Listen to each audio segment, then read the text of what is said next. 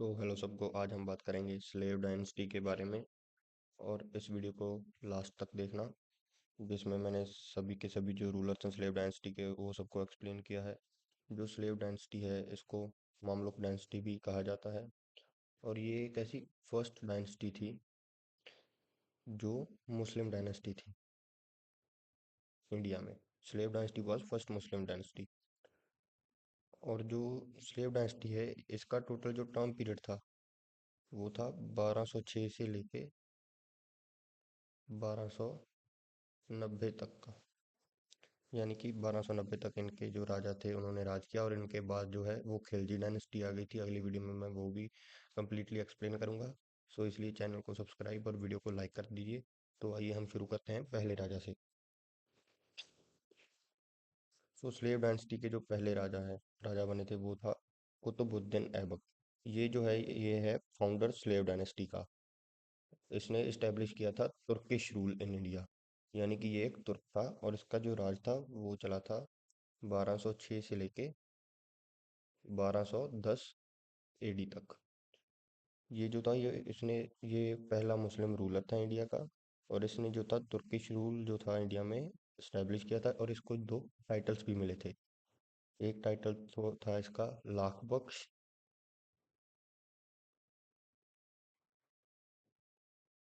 और दूसरा टाइटल था इसका कुरान खान।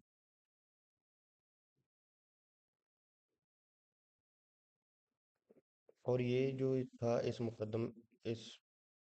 पोजीशन पर, यानी कि जो इंडिया का रूलर बनने तक ये पोजीशन पर ये पहुंचा था मोहम्मद गौरी की वजह से। क्योंकि जो मोहम्मद गौरी था उसने इसको कमांडर बना दिया था इंडियन टेरिटरीज का सेकंड बैटल ऑफ टेरेन के बाद। यानी कि 1192 में एक लड़ाई हुई थी सेकंड, जिसको कहा जाता है सेकंड बैटल ऑफ टेरेन। उसके बाद जो मोहम्मद गौरी था उसने इसको जो था रूलर बना दिया था। यानी कि हम कह सकते हैं कमांडर बना दिया था इंडियन टेरिटरीज का। उसके बाद इसके पास जो है वो रूल आ गया था इंडियन टेरिटरीज का। तो इसने जो है 4 साल लगभग रूल किया, और उसके बाद जो इसकी डेथ जो है वो एक गेम खेलते हुए हो गई थी। उस गेम का नाम आपको याद रखना है, चौगान गेम। असल में इस गेम का मॉडर्न नेम जो है आपको पता होगा वो है पोलो। यानी कि आपने देखा ही होगा एक घोड़े पर बैठकर एक जो है स्टिक से जो बॉल को हिट करते हैं। वो गेम खेलते हुए ये घोड़े से गिर गया था और उसको कुछ इंजरीज हो गई थी, और जिसके कारण इसकी मौत हो गई थी। और इसके बाद जो है आराम शाह ने इसको सक्सीड कर लिया था। और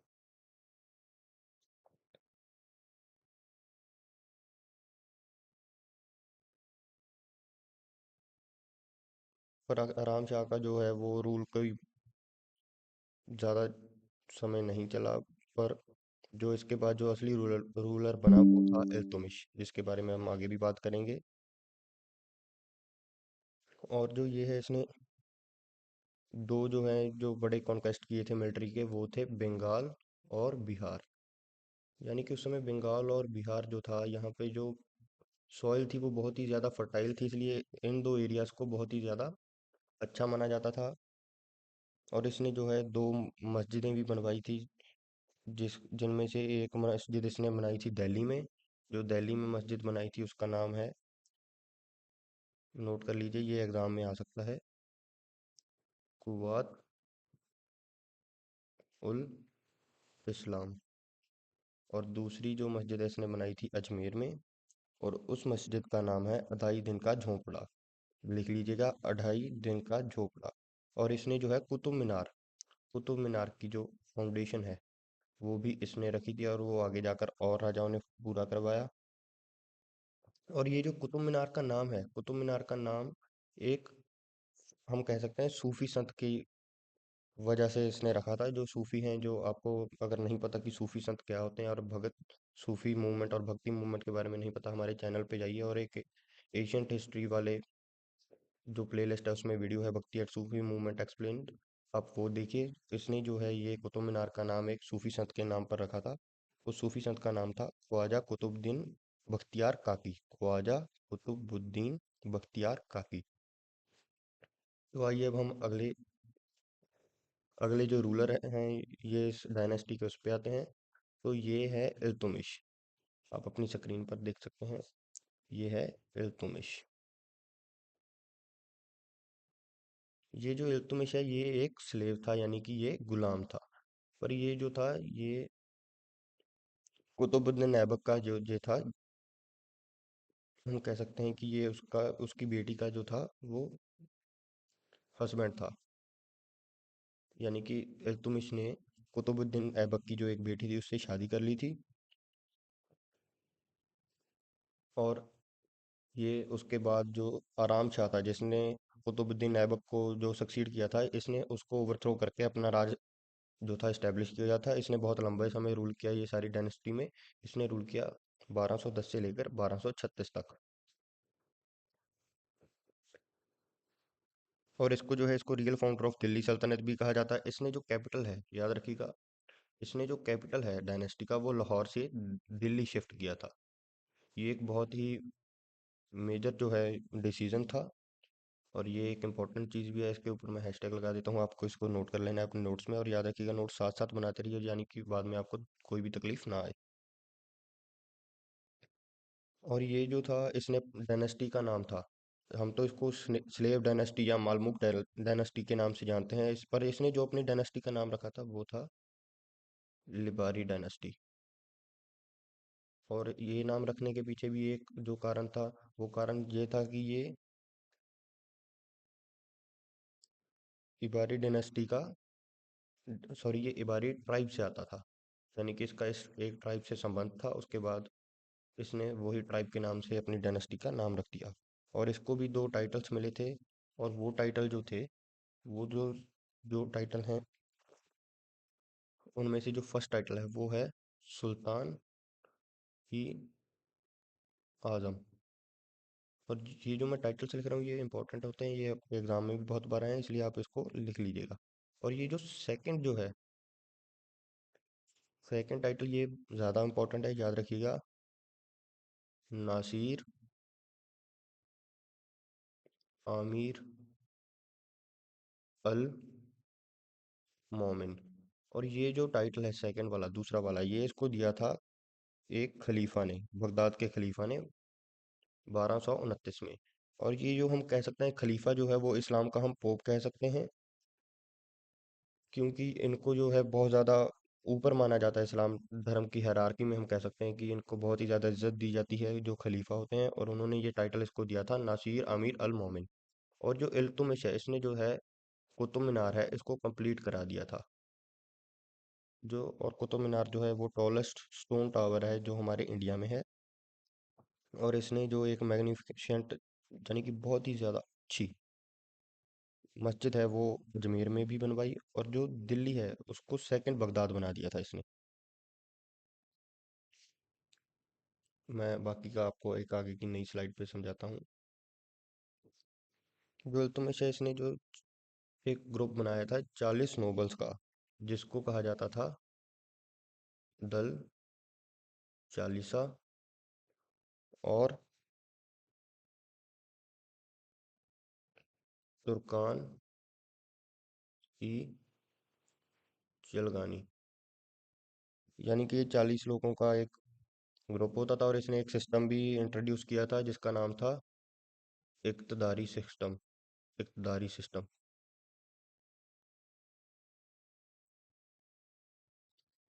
इस इसके तहत जो होता था, इसने जो अपना राज था उसको उसको कई हिस्सों में डिवाइड किया था। जो यानी कि हम ऐसे कह सकते हैं कुछ लोगों, एक ज़मीन का टुकड़ा लिया, उसको कई लोगों में बांट दिया। यानी कि अब आपको सैलरी नहीं मिलेगी, आप इस ज़मीन पे खेती करो, इसको किराए पे दो, कुछ भी करो, आप इससे कमाओ और खाओ, और उसके बदले में आप हमारी सेवा करो।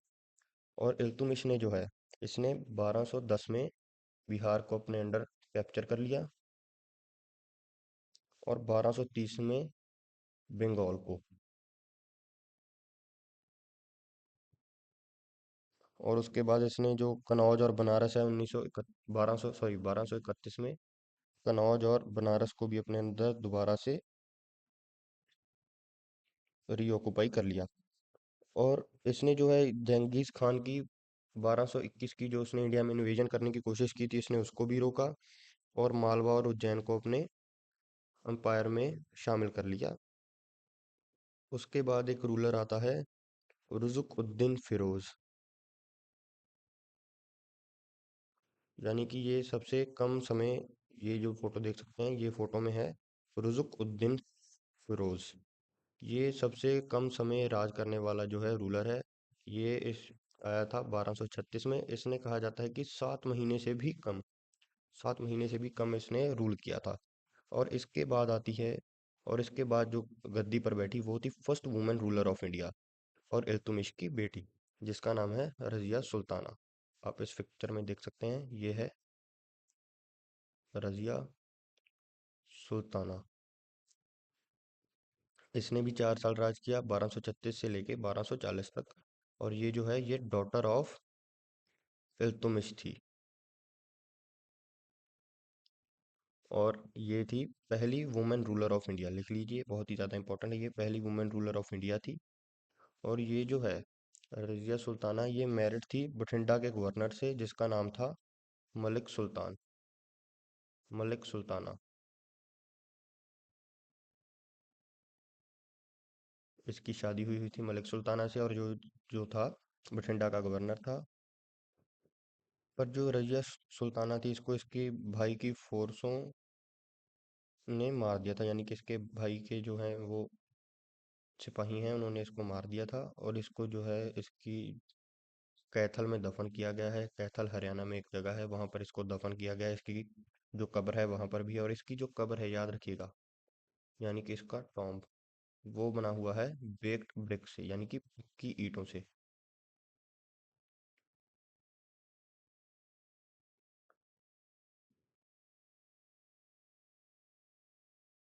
और यहाँ पर इसका जो है बठिंडा का जो गवर्नर था, इसका जो घर वाला, वहां पर ही इसे मलिक इख्तियारुद्दीन अल्तूनिया ने बंद करके रखा था। एक फोर्ट है, उस फोर्ट का नाम है किला मुबारक। बहुत ही अच्छा फोर्ट है। अब तो उसमें एक गुरुद्वारा भी दिया गया है। किला मुबारक एक जो है फोर्ट है, उसके अंदर इसको कैद करके रखा गया था।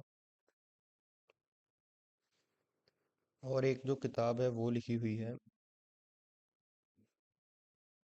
रफीक जकरिया ने, रफीक जकरिया, रफीक जकरिया ने एक किताब लिखी है, और उसको उस किताब में जो है उसने रजिया सुल्ताना को कहा है रजिया क्वीन ऑफ इंडिया। उस बुक का नाम है रजिया क्वीन ऑफ इंडिया।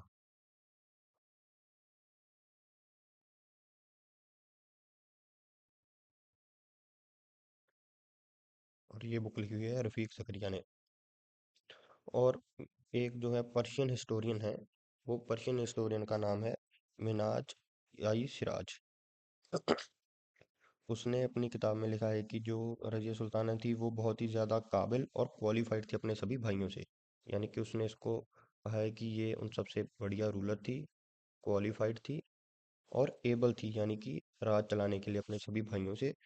पर जो इसके खिलाफ जो खुंदक है, वो कई जो इसके जो कोर्ट के लोग थे उनको ये लगता था कि हम एक औरत के नीचे काम नहीं करेंगे, इस कारण थी। तो इसके बाद इसको ओवरथ्रो करने के बाद आया बहरम शाह। ये फोटो बहरम शाह की है, माफ़ करिए बेकार क्वालिटी के लिए। पर ये जो बहरम शाह है, इसका राज जो सिर्फ 2 साल रहा वो था 1240 से लेके 42 तक। जब मंगोल्स ने जो है इंडिया में जो इन्वेजन की थी, तब लाहौर में जो है 1242 में इसको बहरम शाह को मार दिया था लाहौर में, यानी कि ये लाहौर में मारा गया था। और इसके बाद जो था मसूद शाह, वो आया और सुल्तान बना, पर उसको जो है बालबान ने ओवरथ्रो कर दिया था।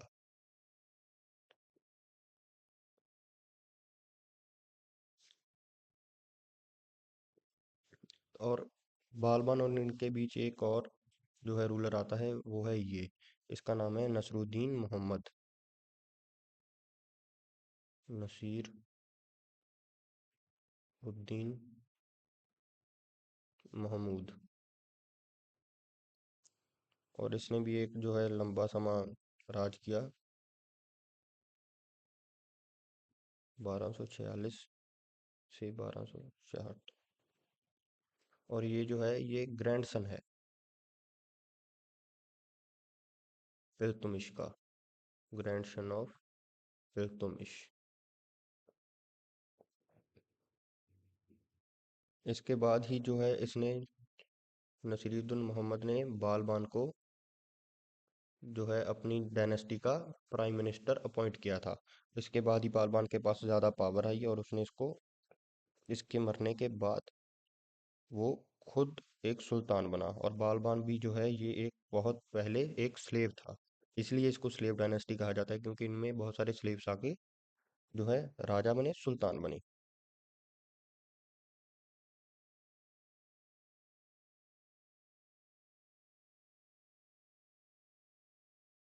और इसके लिए तो बस इतना ही इम्पोर्टेंट है, यानी कि याद रखिएगा बस कि ये इल्तुतमिश का जो है वो पोता था और बालबान को इसने पीएम बनाया था बस।